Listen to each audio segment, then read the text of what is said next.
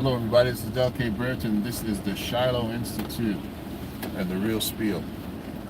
Today we're going to be talking about the tragic death of Aaron Bushnell. Aaron Bushnell. For those who have never heard of this young man, he became quite famous on Sunday. Aaron Bushnell was a U.S.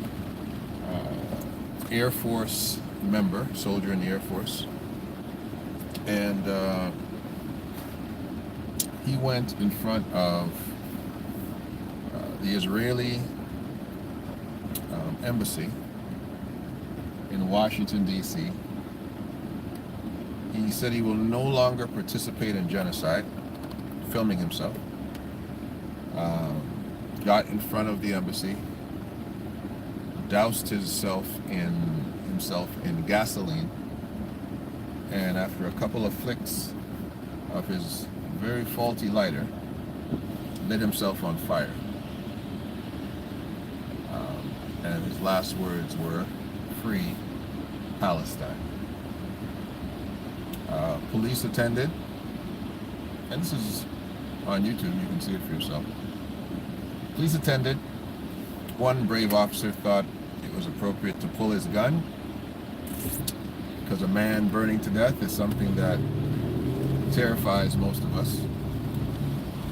And the other officer was attempting to put the fire out with a smoke extinguisher. One guy, he kept his gun firmly on dying Aaron Bushnell. Well, he did a lot of work with that gun. I don't know if they taught him that guns put out fires in police school. He made sure that Aaron absolutely didn't have any weapons of mass destruction hiding underneath the flames. And the question really is what does Aaron Bushnell represent?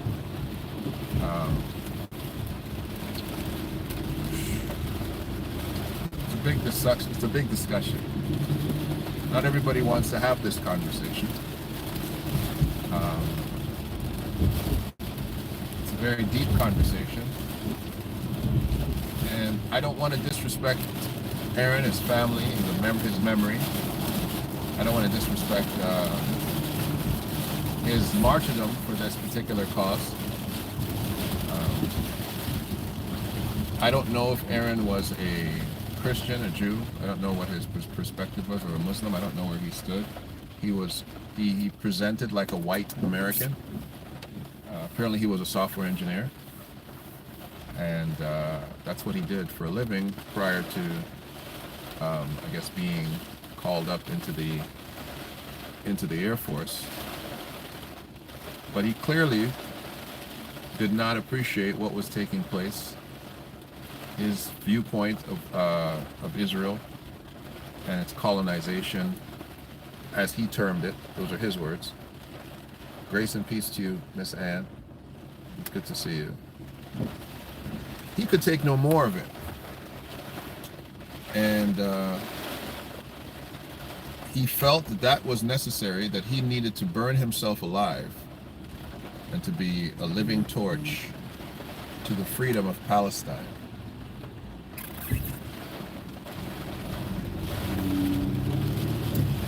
So, let's have the discussion of what this young man represents. Some would say he represents the guilt of white consciousness. He represents the guilt of white consciousness in respect to what the white colonizer has done to people of color all over the world for the last, I guess, since the Roman Empire till today, or the Greek Empire till today, we can call it that. The first legitimate white empire were the Greeks, then the Romans. Then after that, I would say the British. Or maybe we could even go to Napoleon and say the French. But white guilt to me doesn't add up to the fullness of what is taking place between Palestinians and the Israeli conflict. White guilt is not the fullness of that conversation. If white guilt was the fullness of that conversation, it would not stop with Palestine. It would not stop with Palestine. White guilt would echo all the way into Africa. White guilt would stop the colonial taxation of 14 African countries from France. It would stop the utilization of the CFA note in those African countries. It would stop the $500 billion that France extorts from countries that they colonized. The blackmail of France saying that we will destroy your nation, we will destroy your infrastructure unless we literally control your monetary system and are able to access minerals in excess of $500 billion a year. White guilt would not stop with Palestine. Palestine and the Israeli conflict, I believe, is something else. If I may place my opinion on the burner, there is always the death of an empire. There is always the death of an empire. We have seen it. We have seen it very many times. We have seen, as I mentioned earlier, the rise of the Greeks that defeated the Persian Empire, right? The Persian Empire was one of the largest black empires that we saw, but before that we had the Babylonian Empire. We had the Egyptian Empire. We had these very strong Afro-Semitic and Afro-Hamitic empires. And the death of an empire is one thing you can absolutely guarantee, that within the divine will of God, he utilizes these empires to bring about his will. He utilizes these empires to bring about his will. The Roman Empire was a very industrious empire. Rome prided itself on its land forces. Therefore, Rome built roads everywhere. As they say, every road leads to Rome. What did that allow? It allowed the spreading of both the Judaism and Christianity into every single place that Rome went. It made it available for the movement of an ideology to move. This again, I say, is in the very hands of God himself, orchestrating how things happen. Aaron Bushnell is a symbol of America. He's a symbol of the might of America. And he's not just a symbol of America by himself, or by itself rather. He is also a symbol of the American colonization of the idea of Israel. I'll say it again. And I have to go further than America. He is also a symbol of the American and European idea of Israel. What is this idea? This idea, and forgive me if this offends you, but history should not offend you. But this idea that God's chosen people were these Europeans from Germany, from Poland, from Czechoslovakia, from Russia, this idea that Israel, Judah were Anglo-Saxons. This idea that you can not just colonize a land, but colonize a history, colonize a legacy, colonize an identity, and literally take it over. Aaron Bushnell is not just burning down in effigy the lies of biblical history. He is burning down the lies of modern man. He is looking the ADL in its face, saying, you are a liar. You represent something that is fictional. You are an arbitrator for anti-Semitic behavior, yet you are the chief anti-Semite. You are the murderer of the Semites. You are not a friend to the true Shemitic people because you resist their actual identity and their aboriginal heritage to Israel. This genocide did not begin when Israel decided that it was going to justifiably retaliate for terrorism. This genocide did not continue when Netanyahu decided to launch a genocidal attack on people over the hostages that were taken and over land that has been in contest since 1948 and before. This genocide did not get fuel by simply the desire to wipe out Iran and anyone who would build up massive weapons of destruction in the region against Israel. No, this genocide started many, many years ago. This genocide started in the 15th century. This genocide continued with concepts of the white man's burden. This genocide became part of the curriculum of anthropology, identifying black people as people that were part animal, people that had a smaller cranium, a smaller brain, that they could not handle higher mathematical things, that they could not fly airplanes, that they were an inferior race. This genocide started then. And this collective empire that you are witnessing is not just the empire of America. It is not just the empire of the colonization of the land of Israel. It is also Europe. It goes further than we realize. And when you look into it, you have to truly say things that would boggle the mind of the Western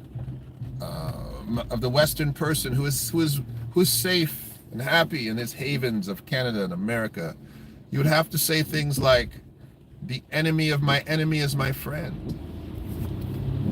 You'd have to take a re-glance at individuals like Vladimir Putin. You gotta look at him again, because as the Western media tries to paint him as a dictator, tries to paint him as an enemy to democracy, tries to paint him as a threat to civilization, you have to look at the track record of the man and the track record of the region when it comes to dealing with the Afro-Shemitic people of both Africa and domestically. You have to examine, who spoke up during the apartheid regime. Things I've said to you already. You have to examine, the mindset of Russia towards Africa today. These places that are supposed to be so anti-black and anti-America, seemingly Russia has a great relationship with India.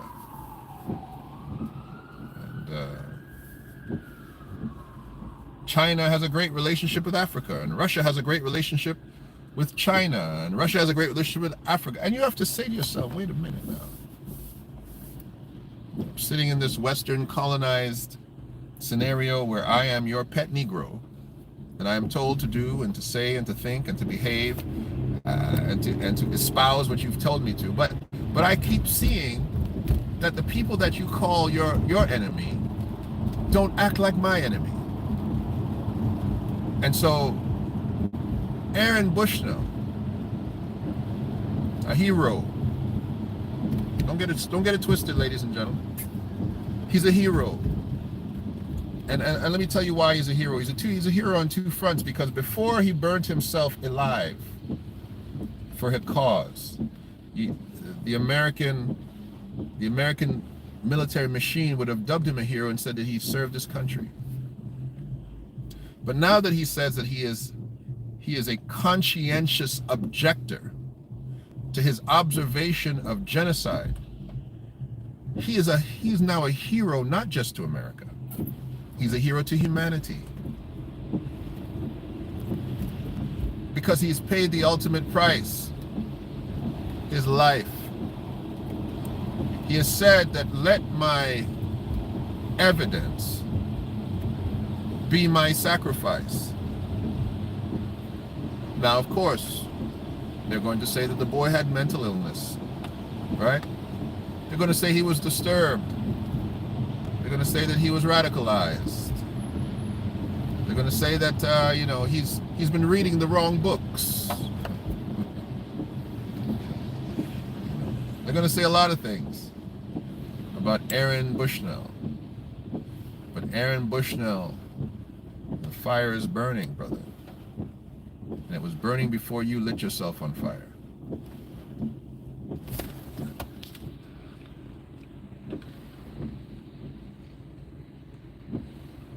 Yeah. News cycle will discard the story by tomorrow. Yeah, they will. They will. Yep. They're going to say he's mentally ill. That's what I said. They're going to say, oh, he's a moron. Why would he light himself on fire? Why did the martyrs do what the martyrs do? Why do martyrs do what martyrs do? Why would the abolitionist white man, who has every privilege, decide that he wants to set black people free? The abolitionist movement, yes, initiated by individuals who were identified, I guess, at that time as Republican. The abolitionist movement decided white people, conscientious white people, said slavery is wrong, and we are going to free our black brothers and sisters. And I'm sure at that time, white people said, what a moron. White people said they must have mental illness. They don't see that we are superior to these blacks. Why should we let them be free? You have been fed the indoctrination of falsehood for so long that it is difficult to now rise up when your own government has worn the uniform of evil. How does it be a German citizen? When Hitler came to power, to listen to Hitler as a youth rally here. He was a powerful orator. Speaking also at a time where Germany was economically being plundered by these merchants, these so-called Jews who seemingly were outsmarting the economy of Germany. They had it, we didn't have it. We need a wheelbarrow of money to buy bread. And these Jews, they just controlled everything. And Hitler was coming to correct all these things. A good, conscientious German said that he is for us. He he is doing what he's supposed to do. He's supposed to set the balance in order. Right? It's hard now, as a German, having to deal with the fact that at the time we thought Hitler was right. We thought Hitler was on our side. We thought we were supposed to support that. He told us the things we wanted to hear. He told us that we are the dominant race. We are the Aryans, supreme race. He made us believe in ourselves again. He told us that we can go up against anything and we will be victorious.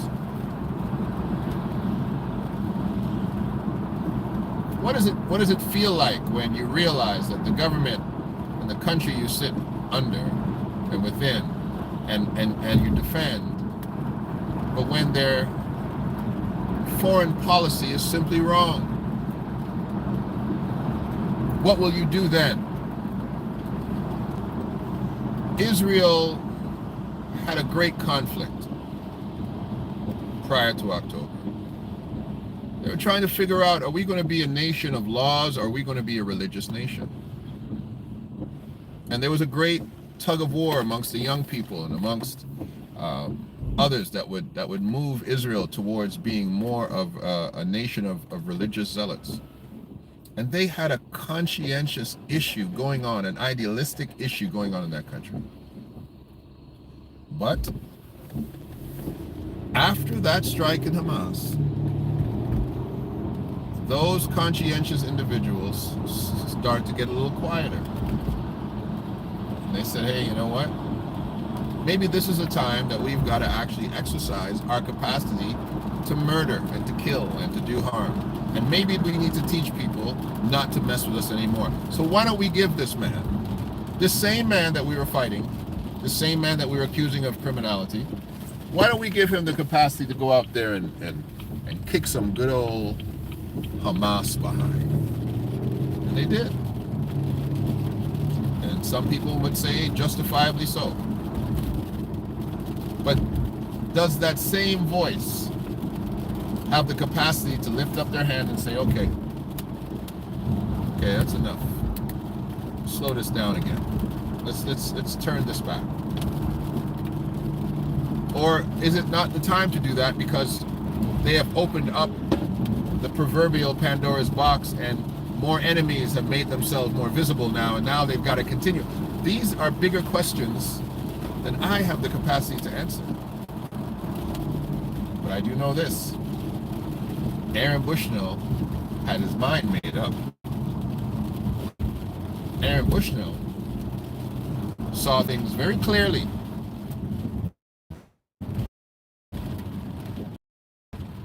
For Aaron Bushnell.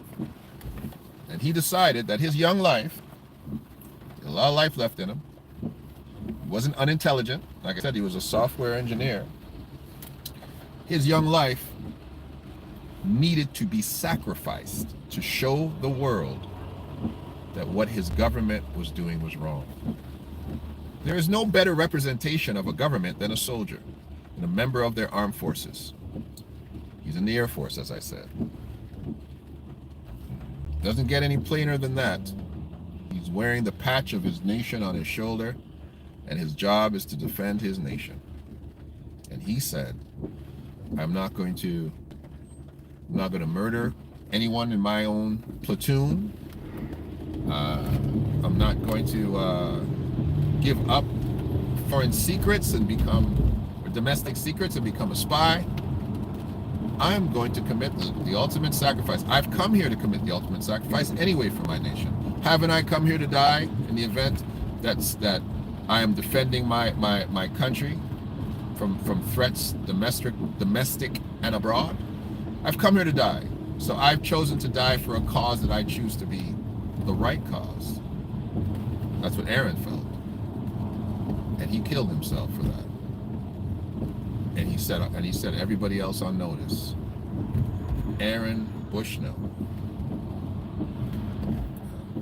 Now, I don't know about you, but if I'm going to make a case for myself and kill myself, I I think I'm gonna drink some alcohol and some pills, but light yourself on fire. That's not suicide. Suicide is something different. That's not suicide. That's a man trying to make a statement.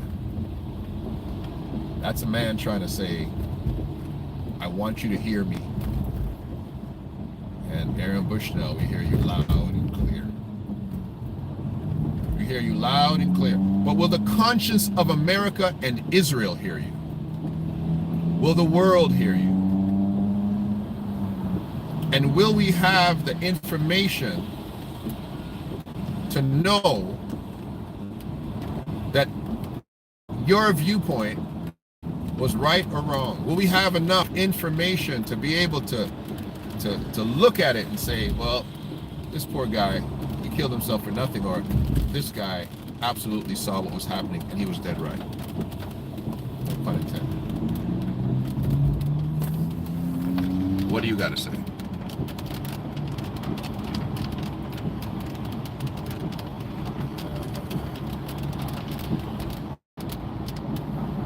What do you got to say?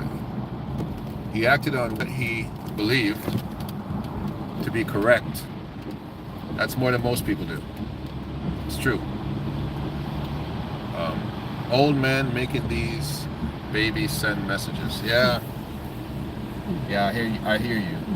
If I can interpret what you're saying, you're basically saying these old politicians are making decisions, sending young men out to fight. And these boys got to make decisions, and women in some cases, of course, make decisions about what is morally right. I believe that's what you're saying. That's not, you can correct me. It's incredible how many Aaron Bushnells will it take to light fire under America, though? There was a gentleman by the name of Polycarp. Do you guys remember Polycarp? Polycarp was a disciple of the Apostle John. At the time, Rome was looking for Polycarp. Bishop Polycarp was the representative and voice of the Christian identity in the empire. He was at the time. And the only thing they needed Polycarp to do was to offer obeisance to the gods of Rome. And they told Polycarp, they're coming for you, Polycarp. Bishop, they're coming. And Polycarp, unlike most people, he didn't decide to pack his stuff and leave or hide, flee to another region. Polycarp said, tell them I'm here. And Polycarp cooked a meal. And when the soldiers came to arrest Polycarp, he said, sit down and eat, brothers. And he fed them. And after everybody ate together, got up, and they took Polycarp. I believe they took him before the emperor. And of course it was put to Polycarp, are you going to renounce your God and offer sacrifice to the gods of Rome? Well, Polycarp, quite a character, wasn't going for that. For those who want to look into it, I think he had a very interesting banter going back and forth. It was actually comical to some extent. But what they did with Polycarp, they burned him alive. And as the flames were consuming Polycarp, that brother was preaching and praying. It was like the flames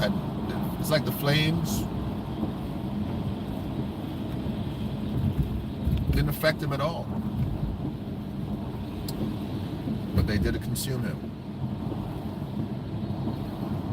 Because sometimes it's time to burn, but not on behalf of a bad cause, but on behalf of a good one. I think Aaron Bushnell died for a good cause. I think Aaron Bushnell died for a good cause. Is there any cause for a man to die?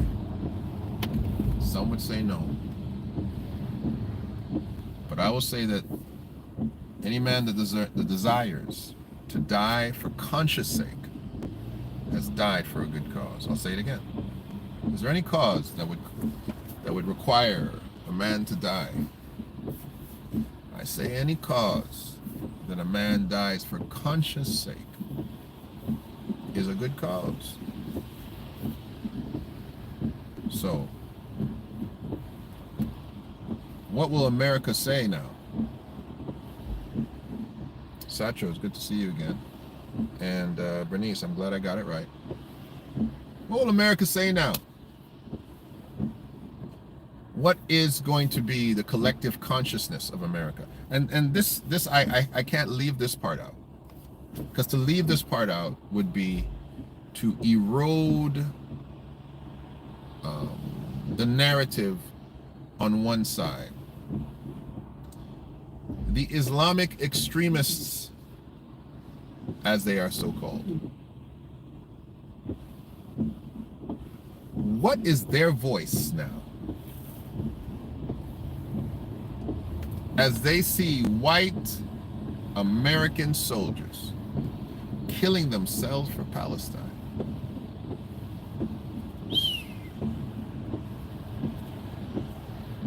I'm a Christian.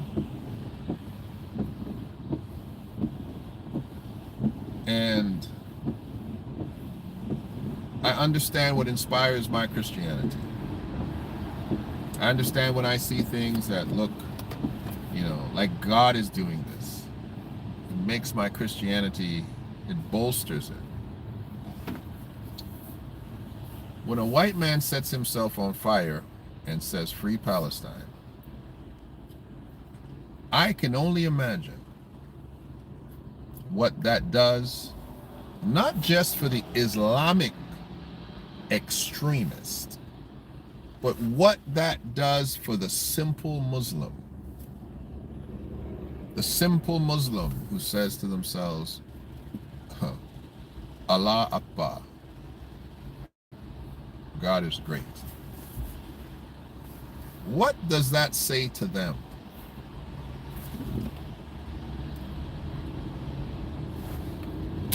Now, let's not forget, there are Palestinian Christians.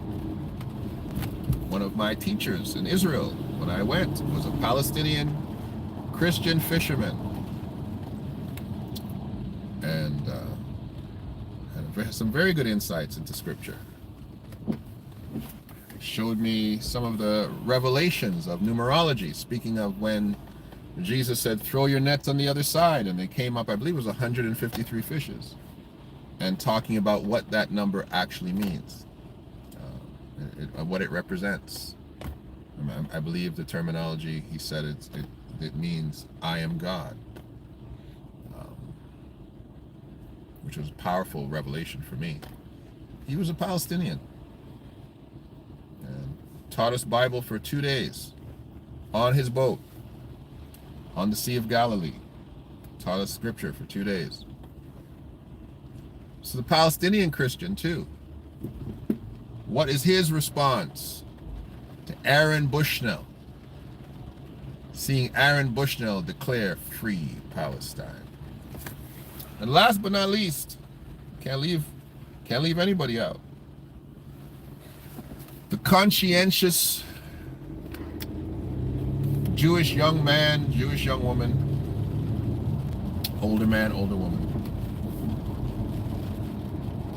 A man burnt himself to death, lit himself up with gasoline, on the front steps of the Israeli embassy in Washington, D.C., and screamed in his final breath, "Free Palestine." What does that do to you? What does that say to you? Only you can tell us. Only you can tell us. But ladies and gentlemen, Aaron Bushnell was talking to all of us.